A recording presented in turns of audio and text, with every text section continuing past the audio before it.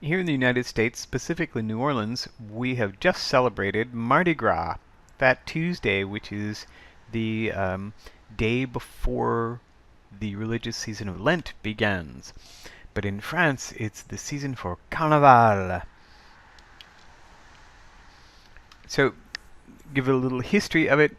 Its roots are an ancient Roman spring celebration, and then it became a Christian celebration right before the 40 days of austerity that is Lent. That these are the 40 days that lead up to Easter, where you're supposed to sacrifice because of the fact that Jesus sacrificed leading up to Easter and his crucifixion and resurrection.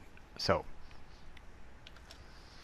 the earliest records establish the existence of the Carnaval de Nice, which is the home of Carnaval in France, in 1294, and when the Count of Provence, Charles d'Anjou, he sent a letter talking about the joyous days of Carnaval, and he sent this in a letter to his wife.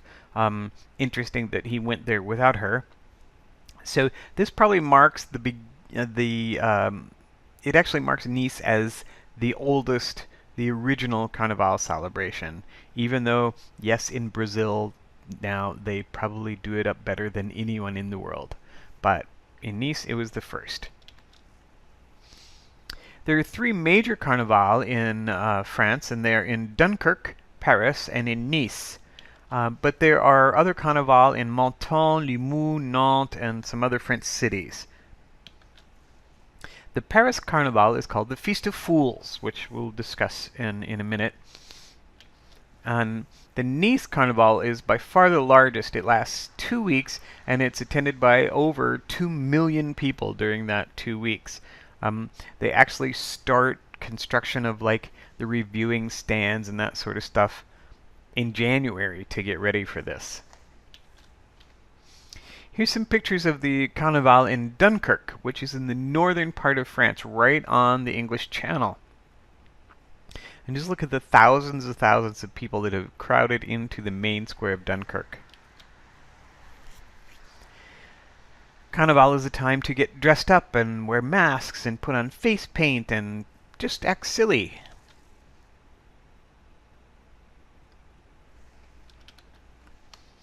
In Paris, we've got, they're of course a little bit more refined, as everything is in Paris.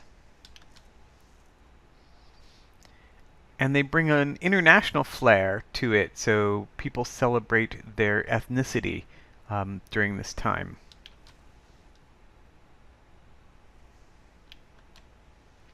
In Limoux, this is a smaller town, so there's lots of course, obviously, costumes, face paint, makeup, all of that sort of stuff, but lots of like community brass bands and that sort of thing.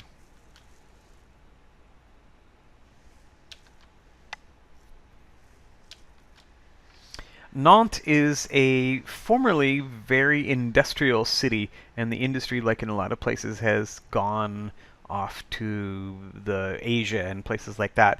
But they always celebrate their industrial heritage in Nantes. Nantes is a city almost at the mouth of the Loire River, where it empties into the Atlantic. Beautiful city, very interesting city, and I wonder if anyone recognizes this character on this float. Again, more brass bands. Nantes is a pretty good sized city, almost 200,000 people, but it has a feel of kind of a small town. Et le roi des fous, the king of the fools. Menton is a very interesting city. It's in the south of France, along the Mediterranean, not far from Nice, so very warm all the time. They have 2 growing seasons a year. Menton is known as the citrus capital of Europe. So citrus, so like oranges and grapefruits and lemons and limes and that sort of stuff. So everything that is involved with their Carnival festival, the displays, the floats, everything is made of citrus fruit. Some sort of citrus. Think of the amount of fruit and the amount of time that it takes to construct these floats and these displays. All out of fruit. Crazy. And here we have the big one, the Carnaval de Nice. So every year there's a theme. Last year it was energy, and this year it's space. And France has, well, in cooperation with other members of the European Union, they have quite a robust space program. The Ariane 5 rocket is their big one, and they send like satellites into space all the time and that sort of thing. So space is this year's theme. Interestingly, we think of Carnival as preceding Lent, but this year's Carnival starts on Saturday the 17th of February and goes through the 3rd of March. So they're not really adhering real strictly to that whole religious thing. So they're going to be partying during Lent. And of course, every year there's a king of the Carnaval. He is le roi des fous, the king of the fools. I'm hoping that you will have this hyperlink in the PDF that's available to you, so you can click on it and visit Carnaval de Nice. If it doesn't work, you can just go to nicecarnaval.com, and you can see highlights of what's going on, and they post pictures every day. It's kind of interesting. The tradition of the King of the Fools, le roi des fous, began as abbesse des fous. Abbesse is an old-fashioned term that means monk. And so when this festival started, like in the 1200s and 1300s, the local abbey would send some poor monk down into all these partying people, and he was supposed to control the excesses of the celebrating people. Yeah, that didn't work out so well. He was ridiculed or ignored, often unwillingly. He was dressed in costume, and he was crowned the King of the Fools, or Abbesse des Fous. So this is continued today, and they always have some kind of a big float that signifies the King of the Fools. In Nice, there are parades through the Place Masséna, which is this huge, huge, huge open square. And they go on day and night. And they feature large cartoon heads, magical figures, beautiful women, and the culmination is, of course, le roi des fous. From 1873 to 1971, Alexis Mossat and then his son Gustave Adolphe were the premier float designers of the parades. So like if you wanted to have the best, you went to these guys. But Gustave Adolphe, he passed away in the late 70s, and now there are companies whose job it is to create floats for the Carnaval, and they literally start the week after Carnaval is over. So like for this year, for 2019, these float designers will start probably by the 10th or 15th of March, working on next year. So Carnaval de Nice has to plan their theme ahead of time. So they actually already know what the theme is for 2019. They don't tell us, but they know. Here's some images from recent Carnaval de Nice.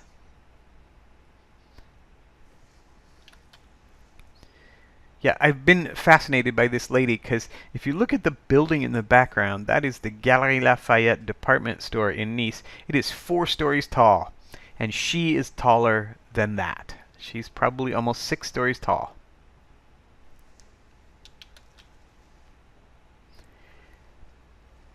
This is kind of a French thing.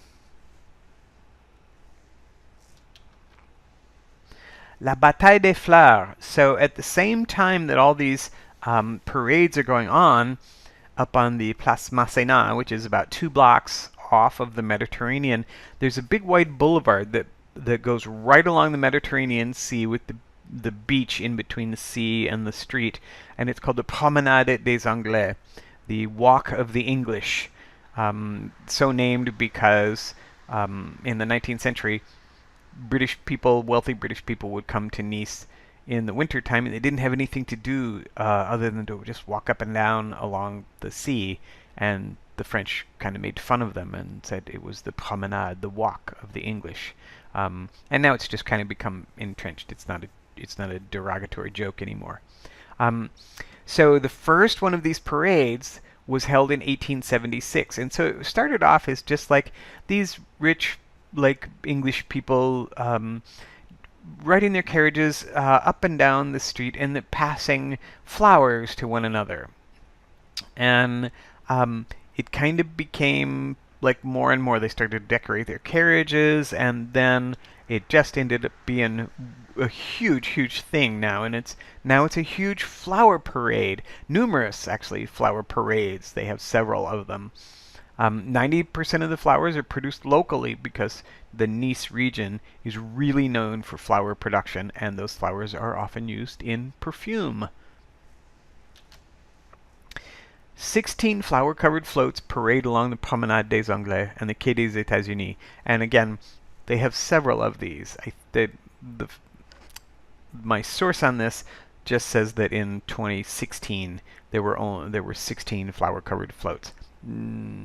That could change from year to year.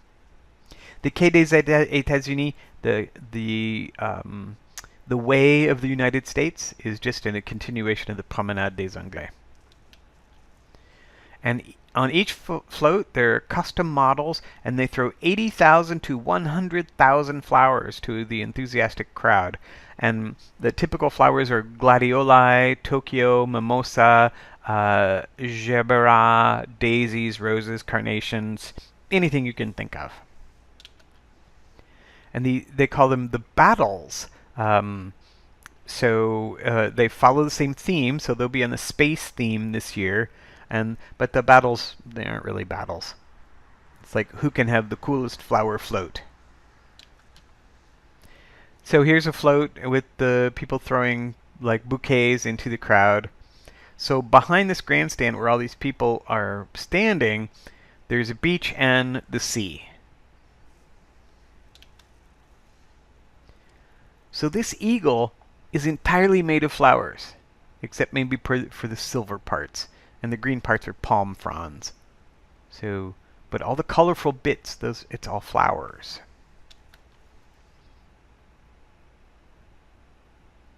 Right, look at all the flowers on the floats. It's just incredible. And so that kind of sums up Carnavale. Again, if you want to know more about it, nicecarnaval.com. And you can see more and more about what this incredible festival is. But it's an amazing thing. I have not witnessed it in person, but I'm going to one day. Thank you for your attention, and go on, and you can do the assignment that makes sure that you understand all of these facts. Thank you.